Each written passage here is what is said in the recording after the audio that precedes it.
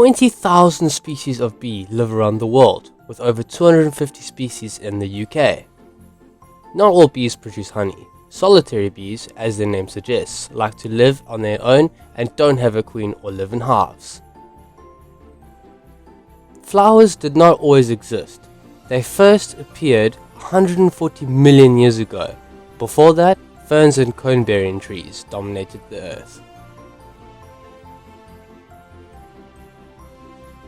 And did you know that broccoli is actually a flower?